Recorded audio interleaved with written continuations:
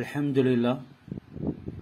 அல்லாஹ் சுப்ஹானஹு வ தஆலா ஒரு மனிதனிடத்தில் இருந்தும் எதிர்பார்க்கிறது அல்லாஹ்வுடைய நேசர்களாக அவர்கள் ஆகணும், அல்லாஹ்வுடைய கட்டளை பிரகாரம் வாழ்க்கை அமைத்துக் கொள்ளணும். ஹஜ்ரத் ரசூலுல்லாஹ்வுடைய வாழ்க்கை அதற்கு உறுதுணையாக இருக்குது. நபியுடைய வழியில செல்லாம வேற எந்த வழியிலையும் எங்களுக்கு அல்லாஹ்வுடைய பொருத்தம் பெற முடியாது. அல்லாஹ்வோட நாங்க சம்பந்தப்படுறதாக இருந்தா முதலாவது எங்களுடைய உள்ளம் பரிசுத்தம் அடையணும். எங்களுடைய இதயத்தின் பரிசுத்தத்தினுடைய அடிப்படையில தான் அவனுடைய தொடர்பின் முன்னேற்றம் உண்டாகும். எங்களுக்கு மத்தியில இஃபத் என்ற பத்தினித்தனமும் ஹயா என்ற வெக்கமும் இருக்கணும்.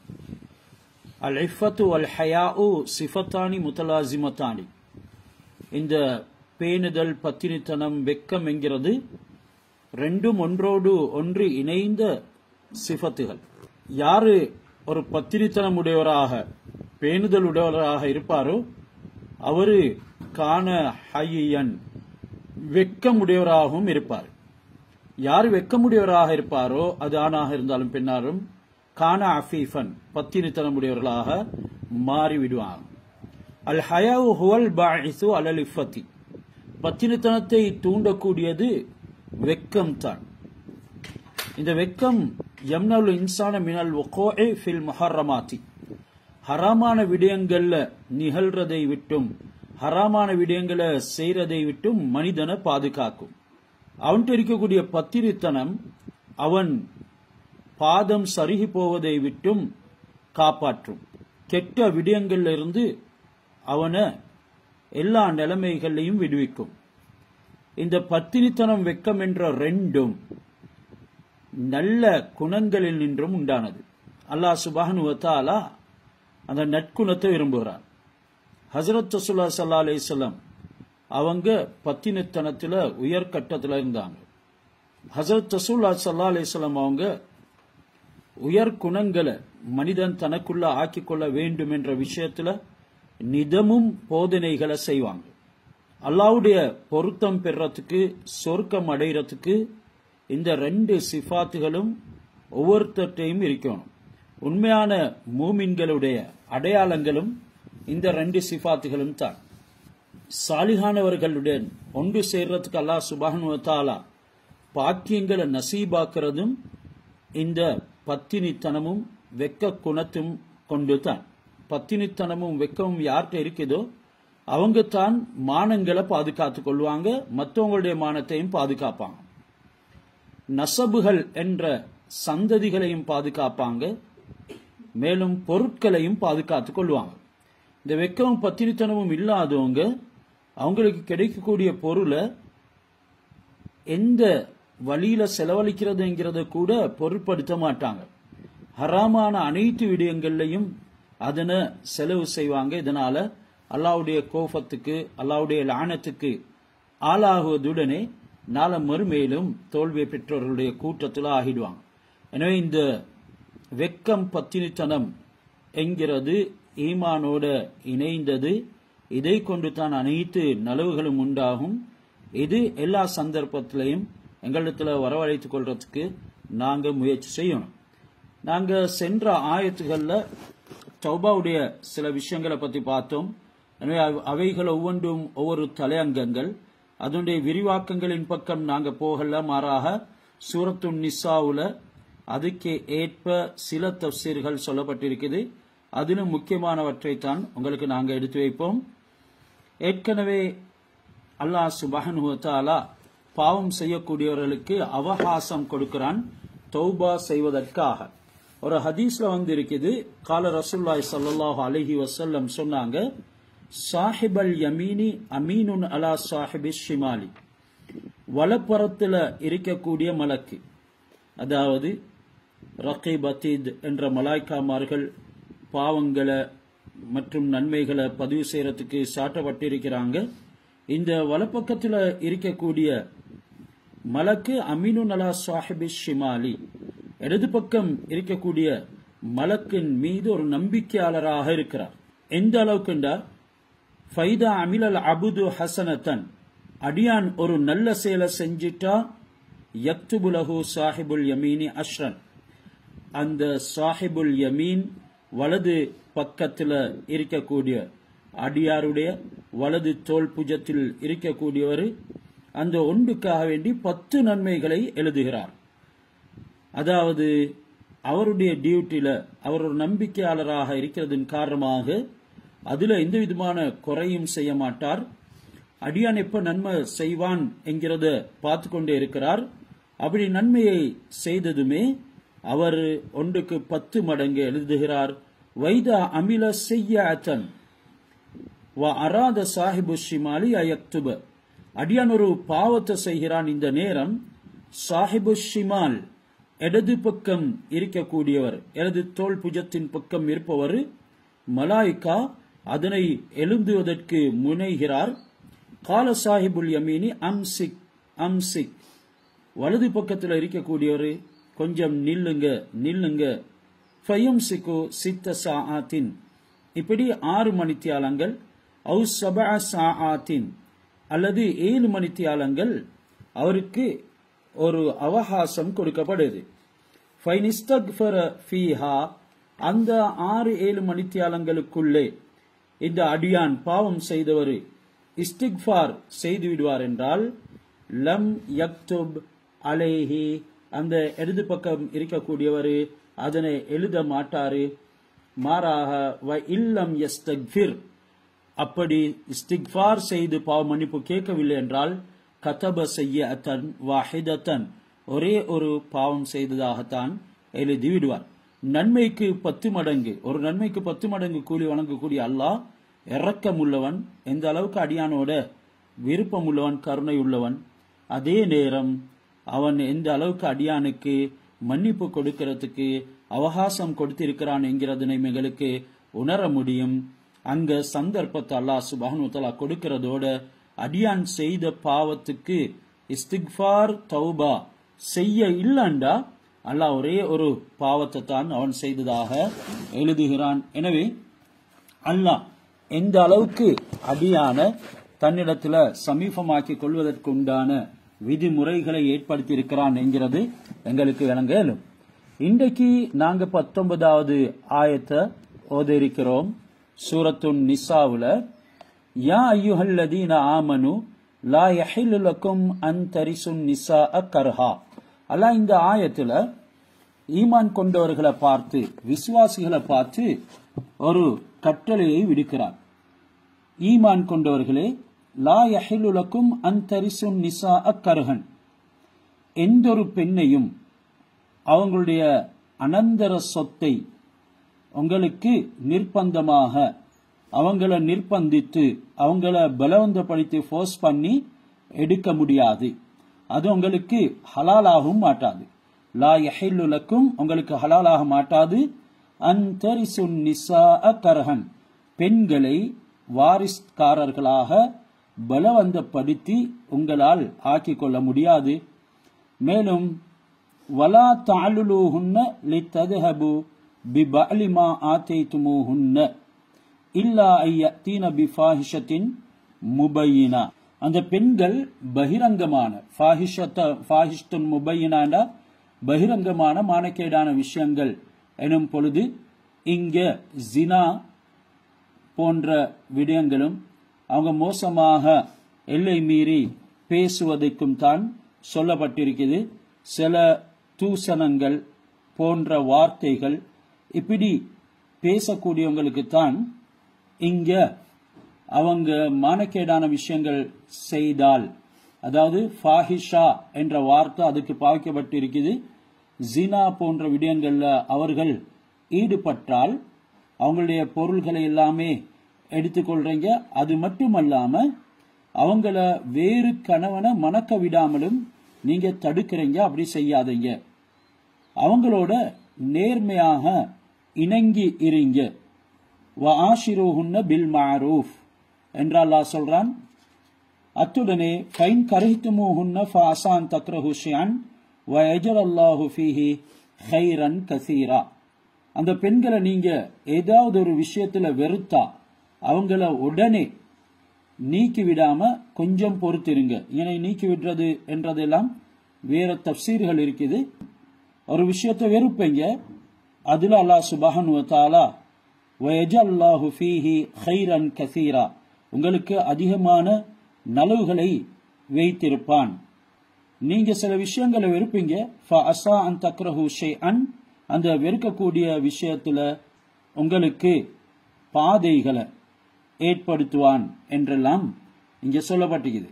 அதாவது ஜாஹிலியா காலத்துல அரபியர்கள்ல யாராவது ஒருத்தர் மௌத்தா போனா அவருக்கு நெருங்கிய உறவினர் அவருடைய மனைவியின் மீது ஒரு துணியை போடுவாரு, ஒரு புடவை துண்டொண்ட போடுவாரு. போட்டுட்டு அவருடைய சொத்தை அவர் அனந்தரமாக ஆக்கிக் கொள்வார். அவருடைய மனைவியையும் இவர் அனந்தரமாக ஆக்கிக் கொள்வார். இப்படி செய்யறதுனால அந்த பெண்ணுக்கு மற்றவங்களை பார்க்கிறோம் இந்த இவர் தான் அதிகம் பாத்திபம் உள்ளவராக ஆகிடுவார். ஒருத்தர் மௌத்தா போயிட்டாரு, அந்த மௌத்தா போனவருடைய மனைவிய இன்னும் ஒருத்தர் தனக்கு சொந்தமாக்கிக் கொள்வார். அதனால தான் அல்லாஹ் சுப்ஹானஹு வ தஆலா இந்த ஆயத்தை இறக்கினான். யா அய்யுஹல்லதீன ஆமனூ லா யஹில்லு லக்கும் அன் தரிசுன் நிஸாஅ கர்ஹன். எந்த ஒரு பெண்ணையும் பலவந்தப்படுத்தி உங்களுக்கு அவர்களை அனந்தரமாக ஆக்கிக் கொள்ள முடியாது. இப்ப அந்த மனிதன் மௌத்தா போகிறான், அவனுடைய சொத்து செல்வங்களையும் எடுத்துக்கொள்றதோட இந்த பெண்ணையும் அவர் இப்படியான ஒரு துணி ஒன்றை கொண்டு வந்து அவருடைய மேல போட்டு அவளையும் அனந்தரமாக ஆக்கிக் கொள்வார். இப்படி செய்யறதுனால இந்த பெண் மிகவும் இந்த துணியை போட்ட ஆணுக்கு ஃபாத்திமாவாக ஆகிடுவார். பிறகு அந்த பெண் விரும்பினா புதிய மகர் ஒன்று கொடுக்காமலேயே அந்த இறந்து போன கணவன் கொடுத்த அந்த மகருக்கே அவளை திருமணம் செய்து கொள்ளலும். அல்லது அவர் விரும்பினால் வேறொருவருக்கு அவளை இந்த துணியை போட்டவர் திருமணம் செய்து வைப்பார். அவளுடைய மகர் தொகையை அவர் எடுத்துக்கொண்டு, அதாவது புதிதாக திருமணம் முடித்துக்கொள்ள வைக்கக்கூடிய கணவன் கொடுக்கக்கூடிய மகரை அவர் எடுத்துக்கொண்டு அந்த தொகையிலிருந்து அவருக்கு அந்த பெண்ணுக்கு ஒன்றும் கொடுக்காம அவர் இருந்துருவார். அல்லது அவளுடைய கணவனிடமிருந்து இறந்து எதுவெல்லாம் அனந்தரமாக அடைந்து கொண்டாலோ அந்த பொருள்கள் எல்லாத்தையுமே இவர் திரும்ப வாங்கி கொண்டு அவளை சிறையில வைத்து கஷ்டப்படுத்துவார். கணவன் மௌத்தா போனோடனே தனது குடும்பத்தாரிடத்துல போயிட்டு அவளுடைய நெருங்கிய உறவினர் வருவாரு. அப்படி கணவன் மௌத்தா போனோடனே இன்னும் ஒரு கருத்து இருக்குது, அந்த பெண் தனது குடும்பத்தாரிடத்துல போயிடுவாள். அந்த கணவனுடைய மௌத்தா போன கணவனுடைய நெருங்கிய உறவினர்ல ஒருத்தர் வந்து இப்படி ஒரு புடவை துண்ட அவள் மீது போட்டா நாங்க இப்ப சொன்னது போல அவளை சொந்தமாக்கிக் கொள்வார். அப்படி எந்த வாய்ப்பும் இருக்கவில்லை என்றார். அதாவது அந்த பெண் அப்படி வராசத்தை ஆக்கிக் கொள்றதுக்கு சொந்தமாக்கிக் கொள்றதுக்கு ஒரு வாய்ப்பு இருக்கலண்டா இந்த பெண் எல்லா விதமான அதிகாரமும் உடைய ஒரு சுதந்திரமான பெண்ணாக ஆகிடுவாள். இப்படி ஜாஹிலியா காலத்தில் இருந்துச்சு. ஒரு மனுஷன் மௌத்தா போனார், அவருடைய மகன் வந்தார். கபீஷா என்ற ஒரு பெண்மணி இருந்தால் அந்த பெண்ணுடைய உடம்புல ஒரு ஆடையை போட்டு இவர் அவளை சொந்தமாக்கி கொண்ட பிறகு இந்த பெண் அழுது கொண்டு ஹசரத் ரசூலுல்லாஹ் இடத்துல வந்தாள். வந்து நடந்த சங்கதியை சொன்ன நேரம், நான் அல்லாஹ் சுப்ஹானஹு வ தஆலாவுடைய கட்டளை எதிர்பார்க்கிறேன் ரசூலுல்லாஹ் இருந்தாங்க. அதே நேரம் இதே போல ஜாஹிலியாவுடைய பழக்கத்தில் அந்த காலத்திலையும் வாழ்ந்து கொண்டிருந்த அதிகமான பெண்கள் ரசூலுல்லாஹ் இடத்துல வந்து சொன்னாங்க. அந்த நேரம் தான் அல்லாஹ் சுப்ஹானஹு வ தஆலா இந்த ஆயத்தை இறக்கினான்.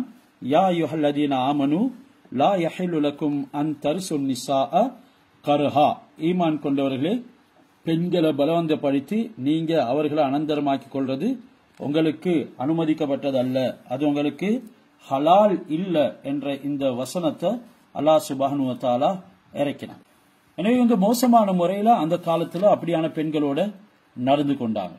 இன்னும் ஒருவர் என்ன செய்வாருண்டா, திருமணம் முடிச்சிருப்பாரு, இப்படியான பெண்கள்ல ஒருத்தர் அவளுடன் வாழ விருப்பம் இல்லாட்டி அவளை சிறையில் அடைச்சிடுவார். நேராக குடித்தனம் நடத்தவும் மாட்டாரு, தன்னிடத்தில் இருக்கக்கூடிய பொருளை செலவு செய்யவும் மாட்டார். அந்த பெண்ணுக்காக அவளை கஷ்டப்படுத்துவாங்க. இது அந்த காலத்துல வழக்கமாக இருந்துச்சு. இந்த வழக்கமும் கூடாது என்கிறதுக்காக வேண்டித்தான் அல்லாஹ் வலா தஅலுஹுன்ன லிதذهபு பிபஅலி மா ஆதைதுமுஹுன்ன, அவர்களுக்கு நீங்க கொடுத்த சில சொத்துகள், பணங்கள், வஸ்துகள்ல இருந்து எடுத்துக்கொண்டு போவதற்காக வேண்டி வேற கணவனை மணக்க விடாம அவங்கள நீங்க தடுத்து வைக்காதீங்க. அப்ப இங்க இருந்து எங்களுக்கு விளங்குது என்னது, அப்படி அந்த கணவன் விட்டு போன பொருள்களை எல்லாம் எடுத்துக்கொண்டு அதே நேரம் இவர் அதுக்கு ஆதிக்கம் செலுத்துவார்.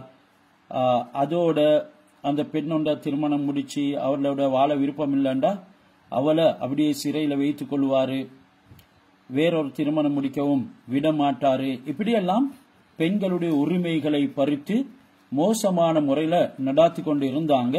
அதுக்காக வேண்டித்தான் இந்த ஆயத்துகள் இறக்கப்பட்டது. வலா தஅலுஹுன்ன லிதத்ஹபு பிபஅலி மா ஆதைதுமுன்ன, அவர்களுக்கு நீங்க கொடுத்த அந்த பொருள்கள்ல இருந்து, பணங்கள்ல இருந்து சிலதை நீங்க எடுத்துக்கொள்றதுக்காக வேண்டி வேறு கணவனை மணக்க விடாம அவங்கள நீங்க தடுத்து வைக்காதீங்க. 20வது ஆயத் தொடர்ந்து வருது. வைன் அரத்தும் இஸ்திபுதால ஜௌஜின் மக்கான ஜௌஜின், நீங்க ஒரு மனைவி இடத்துல இன்னும் ஒரு மனைவியை பகரமாக்க விரும்பினார், அதாவது ஒரு மனைவியுடைய ஸ்தானத்துல வேறொரு மனைவியை மாற்ற, அதாவது ஒரு மனைவிய தன்னுடைய மன வாழ்க்கையில இருந்து விலக்கி ஒருவரை நீங்க மணக்க விரும்பினால் அல்லாஹ் சொல்றான், நீங்க அந்த முதல் மனைவிக்கு அதிகமாக மகர்களை கொடுத்திருப்பீங்க, அள்ளி அள்ளி தொகையாக கொடுத்திருப்பீங்க. அந்த நேரம் ஃபலா தாஹுது மின்ஹு ஷைஆ, அவளை நீங்க மன விடுதலை செய்ய போறீங்க, அவளிடத்துல இருந்து நீங்க கொடுத்தவற்றில் எதையுமே எடுத்துக் கொள்ளாதீங்க. இது ஒரு மோசமான பழக்கம் என்கிறத உணர்த்தி சொல்கிறான். அத்தாஹுதுனஹு புஹ்தானன் வ இஸ்மன் முபீனா, அதை நீங்க அக்கிரமாக பகிரங்கமாக பாவமாக இருக்கும் நிலைமையில எடுக்கிறீங்களா? அப்படி எடுக்கிறதாக இருந்தா அது ஒரு அக்கிரமம், பாவம் என்கிறதெல்லாம் அல்லாஹ் சொல்லி காட்டுறான். وَكَيْفَ تَأْخُذُونَهُ, நீங்க எப்படி எடுப்பீங்க? وَقَدْ أَفْلَى بَعْضُكُمْ إِلَى بَعْضٍ, நீங்க ஒருவருக்கொருவர் வாழ்ந்து இருக்கக்கூடிய நிலைமை. وَقَدْ أَفْلَى بَعْضُكُمْ إِلَى بَعْضٍ, அவங்களுடைய மனைவியோட நீங்க ஒருவருக்கொருவர் வாழ்ந்திருக்கும் நிலைமையில் என்றால் அல்லாஹ் சுப்ஹானஹு வ தஆலா ஒரு திருமண குடும்ப உறவைத்தான் இன்னைக்கு சொல்றான். இப்படி அவளிடத்துல நீங்க சென்று அவள் உங்களிடத்துல வந்து இப்படி வாழ்ந்த பொழுது, இப்படி வாழ்ந்து இருந்தும் எப்படி நீங்க கொடுத்ததை எடுப்பீங்க? ரெண்டாவது வஅഖதுன மின்கும் மீசாகன் கலீலா, அத்துடனே நீங்க ஒரு பலமான வாக்குறுதி வாங்கி இருந்து தான் பெண்களை திருமணம் முடிக்கிறீங்க. எனவே இப்படி திருமணம் முடித்து நீங்க கொடுத்த அந்த மகர நீங்க எப்படி திருப்பி எடுக்க முடியும் என்கிறது இந்த ஆயத்திலிருந்து சொல்லப்படுது. நபி ஸல்லல்லாஹு அலைஹி வஸல்லம் அவங்களுக்கு நுபுவத் வாரத்துக்கு முன்னால அந்த ஜாஹிலியத்தான காலத்துல ஒருத்தர் ஒரு பெண்ணை மணந்திருக்கிற நேரம் அவருக்கு வேறொரு பெண்ணின் மீது தேவை ஏற்பட்டா முந்திர மனைவிக்கு கொடுத்த மகர திருப்ப வாங்கி கொள்வார். அது ஜாஹிலியாவுடைய பழக்கம். அதனை செலவு செய்து இவளை மனனம் செஞ்சு கொள்வார், ரெண்டாவது பெண்ணை மனனம் செஞ்சு கொள்வாரு. அப்படித்தான் வழக்கம் இருந்துச்சு. அப்படி கொடுத்த அந்த மகர் பணத்தை திரும்ப வாங்குறதுக்காக அவ மீது அவதூறும் சொல்லுவாங்க. இதெல்லாம் அந்த ஜாஹிலியத்துடைய வழக்கம். இப்படி செய்யற வழக்கம் இந்த ஆயத்துல அல்லாஹ் கண்டித்திருக்கிறான். அல்லாஹ் முற்று முழுதாக அப்படி செய்ய வேண்டாம் என்று தடுத்து இருக்கிறார். பெண்களை நேர்மையாக நடத்த வேண்டும், இல்லாட்டி நியாயமாக விட்டு விட வேண்டும் என்று இந்த திருக்குரானுடைய ஆயத்து எங்களுக்கு கட்டளையிடுது. திருமணம் செய்யும் போது மணமகனிடம் இதை குறித்தும் வாக்குறுதி வாங்கப்படுகிறது. இதைத்தான் அல்லாஹ் சுப்ஹானஹு வ தஆலா குர்ஆன்ல சொல்றான், மீசாகன் கலீலா, நீங்க பலமான வாக்குறுதியும் செய்திருக்கிறீர்கள். அப்படி இருக்கும் பொழுது இந்த மோசமான விடயத்தை எப்படி செய்வீர்கள் என்கிறதனையும் அல்லாஹ் சொல்றதோடு, நாங்க ஏற்கனவே இந்த ஆயத்துடைய விளக்கங்களை ஆரம்பிக்கிறதுக்கு முன்னால கூறினோம். அந்த சம்பவம் கபீஷா என்ற பெண்மணி, அவருடைய கணவன் மௌத்தா போனோன்னு அவருடைய மகன் ஹிஸ்ன் என்பவர் ஒரு புடவையை போட்டு இந்த தந்தை கல்யாணம் முடிச்ச பெண்ணை இவர் திருமணம், அதாவது இவருடைய சொந்தத்துக்கு எடுத்துக்கொள்றதுக்கு முயற்சி செஞ்சார். அந்த வகையில தான் 22வது ஆயத்தும் இறங்கியிருக்குது. அத்துடனே பொதுவாகவும் இதனுடைய சட்டம் சொல்லுது, வலா தன்கிஹு மானகஹ ஆபாவுக்கும் மினன் நிசாஇ, பெண்களில் உங்களுடைய தந்தைமார்கள், உங்களுடைய வாப்பாமார்கள் திருமணம் முடித்த பெண்களை நீங்க திருமணம் முடிக்க வேண்டாம், அது உங்களுக்கு முற்றிலும் ஹராம். இல்லாமா கது சலஃப், சில ஜாஹிலிய காலத்துல அப்படி செஞ்சாங்க.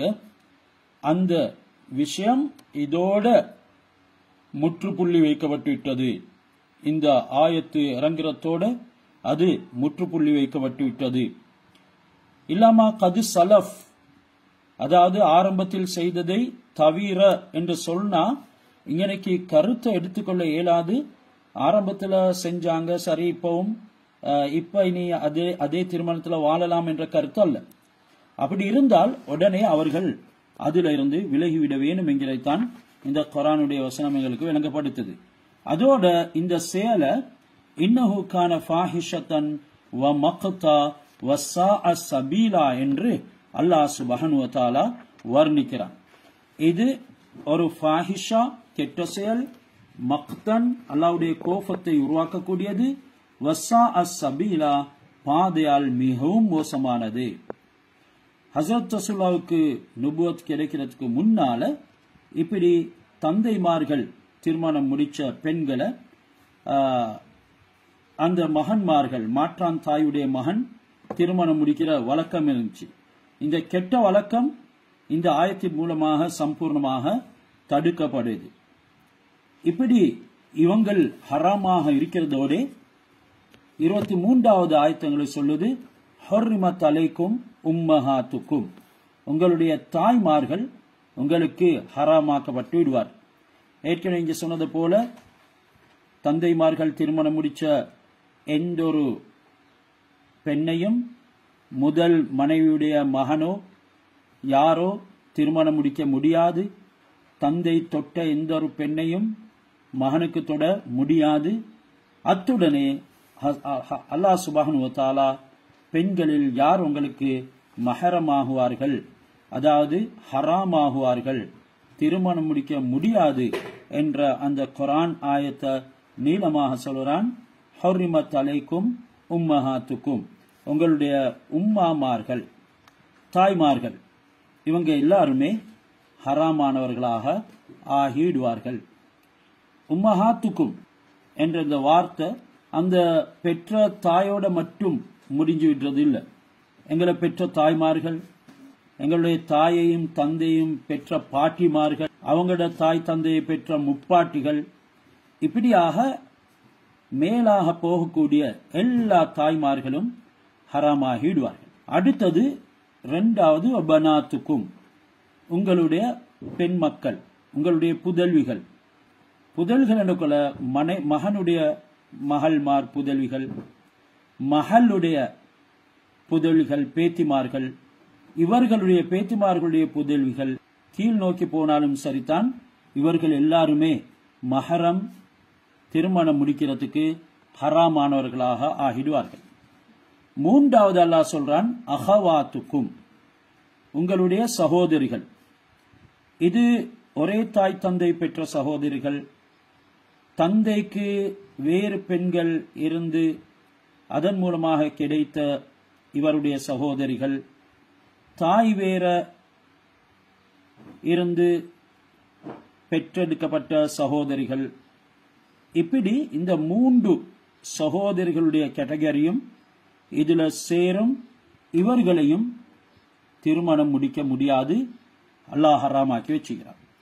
அடுத்தது அம்மாத்துக்கும், உங்களுடைய மாமிமார்கள்.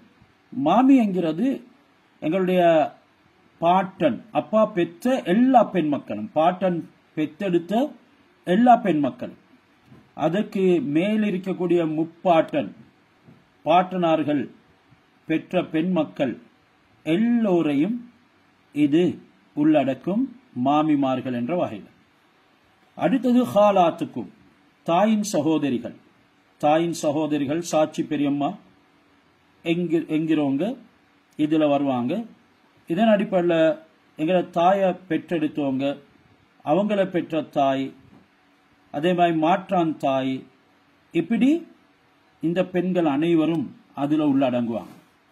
அடுத்த அல்லாஹ் சொல்றான், பனாத்துல் அஹி வ பனாத்துல் உக்தி, சகோதர சகோதரியின் பிள்ளைகள், புதல்விகள். நாங்க இப்ப ஏற்கனவே சொன்னதை போல 3 வகையிலையும் ஏற்படக்கூடிய சகோதரிகள், அவங்களுடைய பிள்ளைகள், அதே மாதிரி அந்த பிள்ளைகளுடைய பிள்ளைகள், இப்படி தோன்றக்கூடிய எல்லா பெண் மக்களும் இங்கே உள்ளடக்கப்படுவாங்க. பனாத்துல் அஹி வ பனாத்துல் உக்தி, அதாவது சகோதரனுடைய பெண் மக்கள், சகோதரனுடைய பெண் மக்கள், இவர்களையும் அப்படி கீழ் நோக்கி போனாலும் சரிதான், யாரையும் திருமணம் முடிக்க முடியாது. அப்படி வரக்கூடிய சகோதரிகள் எனும் பொழுது ஒரே தாய்க்கு பிறந்தவர்கள், தாய் வேற தந்தை வேற என்று பிறக்கப்பட்டவர்கள், இவர்கள் எல்லாருமே இதற்கு உள்ளடக்கப்படுவார்கள். அடுத்தது உம்மஹாத்துக்கும் உள்ளாத்தி அர்லானக்கும் வா அஹவாத்துக்கும் மினர் ரலாஆ, உங்களுக்கு பாலூட்டிய தாய்மார்கள். உம்மஹாத்துக்கும் உள்ளாத்தி அர்லானக்கும், உங்களுக்கு பாலூட்டிய தாய்மார்கள். அதோட வா அஹவாத்துக்கும் மினர் ரலாத்தி, பால் குடியினால் ஏற்பட்ட உங்களுடைய சகோதரிகள், பால் குடிக்கும் காலத்தில் அவங்களுக்கு பால் ஊற்றிய பெண்களும் அந்த பெண்களுடைய மகள்மார்களும் எல்லாருமே அந்த ஆண்களுக்கு ஹராம் ஆகிவிடுவார்கள், மஹரம் இரத்த சொந்தமாக ஆகிடுவாங்க. அடுத்தது உம்மஹாத்து நிசாய்க்கும், உங்களுடைய மனைவிமார்களுடைய தாய்மார்கள், மனைவியோட வீடு கூடி இருந்தாலும் சரி, கூடாமல் இருந்தாலும் சரி, மனைவியோட வீடு கூடி இருந்தாலும் சரி, அவளோட வீடு கூடாமல் இருந்தாலும் சரி, அவங்களுடைய தாய்மார்கள் இவருக்கு மஹரமாகவே இருப்பாங்க. வரபாயிபுக்கும் உள்ளாத்தி ஃபி ஹுஜூரிக்கும் மின் நிசாயிக்கும் உள்ளாத்தி தஹல்தும் பிஹின்ன. அடுத்தது ரபாயிப். ரபாயிப் என்றது ரபீபா உடைய ஜமுதான் ரபாயிப். ரபாயிப் என்கிறது உங்களுடைய மனைவிமார்களுடைய பிள்ளைகள், பெண் பிள்ளைகள். எப்படியான மனைவிமார்கள்? அல்லத்தி தஹல்தும் பிஹின்ன, அவர்களோட நீங்க உறவு கொண்டாடிய, எந்த மனைவியோட நீங்க உறவு கொண்டாடினீங்களோ அப்படியான மனைவிக்கு ஆரம்ப கணவனின் மூலமாக பெண் மக்கள் இருக்கிறாங்கண்டா அவங்களும் உங்களுக்கு மஹரமாகிடுவாங்க. எப்ப மஹரமாகிடுவாங்கண்டா, நீங்க இந்த திருமணம் முடிச்ச பெண்ணோட வீடு கூடினால். ஃபைலம் தக்கூனு தஹல்தும் பிஹின்ன, அப்படி அவங்களோட வீடு கூடாமல் இருந்திருந்தால் ஃபலா ஜுனாஹ அலைக்கும், அந்த பெண்களை திருமணம் முடிக்கிறது உங்களுக்கு பிரச்சனை கிடையாது என்றால் அல்லாஹ் சொல்கிறான்.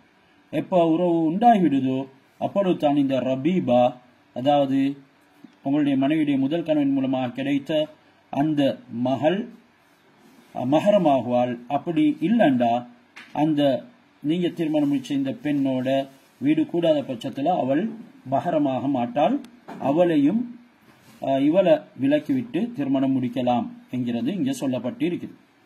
மேலும் வஹலாயிலு அபுநாய்க்கும் உள்ளதீன மின் அஸ்வாபிக்கும், உங்களுடைய முதுகம் தண்டில் இருந்து பிறந்த உங்களுடைய மனைவிமார்களின், உங்களுடைய மகன்மார்களின் மனைவிமார்கள், உங்களுடைய பிள்ளைகளின் மனைவிமார்கள். அப்ப எந்த ஒரு தந்தைக்கும் தன்னுடைய மகன்மார்கள் என்று சொல்லும் பொழுது இங்கே விளங்குது மகன், மகன், மகன், அப்படி கீழ் நோக்கி போனாலும் சரிதான், அவங்களுடைய மனைவிகளையும் இந்த தந்தைமார்களுக்கு திருமணம் முடிக்க முடியாது, அவங்க எல்லாரும் மஹரமாகிடுவாங்க. அடுத்தது வான் தஜ்மஉ பைனல் உக்தைனி இல்லாமா கது சலஃப், 2 சகோதரிகளை ஒரே நேரத்தில் ஒன்று சேர்த்து திருமணம் முடிக்கிறது ஹராம். இல்லாமா கது சலஃப், ஆரம்ப ஜாஹிலியா காலத்தில் இது நடந்ததோ அதனை அன்றி, அதனை எல்லாம் மன்னிப்பான் என்று சொன்னா, எப்ப இந்த ஹராம் என்ற விஷயங்கள் வந்து விடுதோ அந்த நேரமே அப்படி 2 சகோதரிகளை திருமணம் முடிச்சிருந்தா உடனே பிரிஞ்சு விடணும். எனவே தான் அது தெரியாத காலத்தில் நடந்தது, அது பிரச்சனை கிடையாது என்றால் தொடர்ந்தும் வாழணும் என்கிறது இல்ல, உடனே பிரிச்சிடணும்.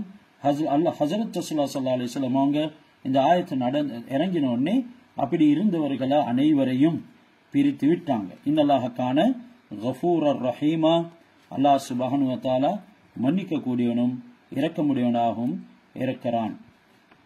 14 வகையான பெண்களை அல்லாஹ் இந்த ஆயத்துல திருமணம் செய்யக்கூடாது என்று சொல்லியிருக்கிறார். இதுல 7 வகையினர்கள் வம்சத்தை பொறுத்து, நசப பொறுத்து ஹராமாக்கப்பட்டோம். அந்த 7 வகையினர் தான் தாய்மார்கள், மகள்மார்கள், சகோதரிகள், மாமிகள், தாயின் சகோதரிகள், சகோதரரின் பெண் மக்கள், புதல்விகள், சகோதரியின் புதல்விகள் என்று சொல்லப்பட்டிருக்கிறது. எஞ்சியுள்ள 7 வகையினரும் பால்குடியினால் சம்பந்தப்படக்கூடியவங்க, அதாவது திருமணம் செய்வதற்கு விலக்கப்பட்டிருக்கிறாங்க. இவங்களை பற்றி விவரம் இதே ஆயத்துல பிற்பகுதியை பார்த்தோம் என்றால், உம்மஹாத்துக்கும் உல்லாத்தி அர்லானக்கும், உங்களுக்கு பாலூட்டிய உங்கள் தாய்மார்கள் என்ற வசனத்துல சொல்லப்பட்டிருக்கிறது. குழந்தைகள் பால் அருந்துவதற்கு அந்த காலத்துல அவங்க ஏற்பாடுகள் செஞ்சிப்பாங்க. அந்த காலத்துல சில பால் குடித்த ஆணும் பெண்ணும் பெரிதோர் காலத்துல தெரியாம திருமணம் முடிச்சு தெரிய வந்திருந்தாலும் கூட ஹஜரத் ரசூலுல்லாஹ் அவர்களை பிரித்து வச்சுக்கிறாங்க. நசப் என்ற அந்த உறவு முறை மூலம் ஹராமாகக்கூடிய எல்லாருமே பால்குடியின் மூலமாகவும் ஹராமாகுவாங்க. இந்த பால் ஊட்டிய பெண் அந்த பிள்ளைக்கு தாயாக, அவளுடைய கணவன் தந்தையாக ஆகிடுவாங்க. அதே நேரம் அந்த பெண்ணுடைய பெற்றோர்கள் பாட்டன் பாட்டியாக, அதாவது அப்பா உம்மாவாக ஆகிடுவாங்க. இதை பற்றி ஹஜரத் ரசூலுல்லாஹி ஸல்லல்லாஹு அலைஹி வஸல்லம் அவங்களும் வம்சத்தால் விலக்கப்படக்கூடியவங்க, அதாவது திருமணம் முடிக்க கூடாது என்று விலக்கி ஹராமாக்கப்பட்டவங்க பால்குடியினாலும் விலக்கப்படுவாங்க, ஹராமாக்கப்படுவாங்க என்று சொல்லப்பட்டு, ஹஜரத் ஆதம் அலைஹிஸ்ஸலாம் அவங்களுடைய காலத்துல நசபுகளை, அதாவது ஜனங்களை வளர்க்க வேண்டும் என்பதற்காக அல்லாஹ் சுப்ஹானஹு வ தஆலா ஒன்றோடொன்று பிறக்கக்கூடியவர்களை அது திருமணம் முடிக்க முடியும் என்று ஒரு முறையை உண்டு பண்ணினான். அதன் பின்னால அல்லாஹ் சுப்ஹானஹு வ தஆலா சட்டங்களை வகுத்தான். அல்லாஹ் படைக்கக்கூடியவன், அவன் நாடியதை செய்வான். அவன் எதனை சொல்கிறானோ அதனை எடுத்து நடக்கிறது தான் எங்களுடைய புத்திசாலித்தனமே தவிர, ஆரம்பத்தில் இப்படி இருந்தது, அந்த நேரம் அல்லாஹ் ஆகுமாக்கி இருந்தானே, இப்பொழுது தடுக்கப்படுது என்று விதண்டாவாதம் புறத்துக்கு எங்களுக்கு எந்த விதமான அருகதையும் இல்லை. அப்ப எங்களுக்கு விளங்குது, ஆதம் அலைஹிஸ்ஸலாம் அவங்களுடைய காலத்துல இது ஒரு விலக்கலாக தடுக்கப்பட்ட ஒரு விஷயமாக இருக்க இல்லை. இப்போ அல்லாஹ் சுப்ஹானஹு வ தஆலா மக்கள் தொகைகள் அதிகமாகி அது உறவுகள் இந்த முறையில வளர ஆரம்பிச்சிருதோ, அந்த நேரம் அல்லாஹ் சமூகத்துடைய சீர்திருத்தத்துக்காக வேண்டி படைத்தவனுடைய சிந்தனைக்கேற்ப அதனை எங்களுக்கு இப்பொழுது அமைத்து தந்துகிறான். இந்த பெண்களுடைய விடயங்களை பேசிக்கொண்டு வரக்கூடிய நேரத்தில் அடுத்து 24வது ஆயத் சொல்லுது, வல் முஹ்ஸனாத்து மினன் நிசாஇ, பெண்களில் சிலர்கள் இருக்கிறாங்க முஹ்ஸனாத்கள், கணவன்மார்கள் உள்ள பெண்களும் இருக்கிறார்கள். இவங்களை நீங்க திருமணம் முடிச்சு கொள்ள கூடாது, ஏனெனில் அப்படியும் நடந்து வந்திருக்குது. அல்லாஹ் இங்க இல்லாமா மலக்கத் ஐமானுக்கும் என்று சொல்றான்.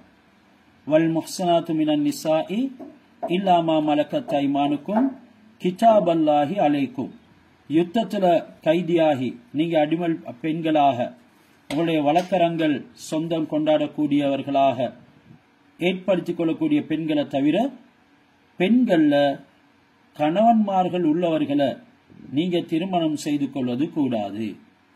அப்ப இது ஒரு முக்கியமான விஷயம். அதிகமான சமூக சீர்கேடு, ஒழுக்க சீர்கேடுகள் நடந்திருக்குது.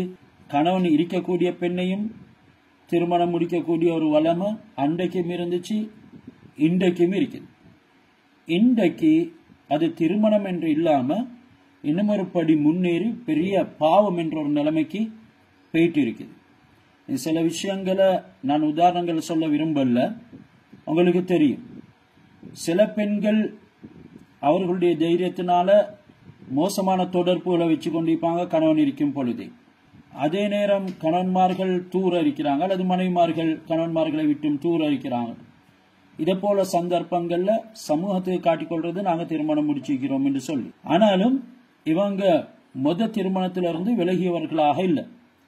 அதே நேரம் காசி கோர்ட்ல தலாக் கொடுத்து அது சீராக முடிவுக்கு வர்றதுக்கு முன்னால இவர் விலகிட்டாரு அல்லது இவள் திருமணத்திலிருந்து விலகிட்டாள் என்ற முடிவுக்கு முன்னால, தலாக்குக்கு முன்னால சிலவங்க கல்யாணம் முடிச்சு கொள்றது.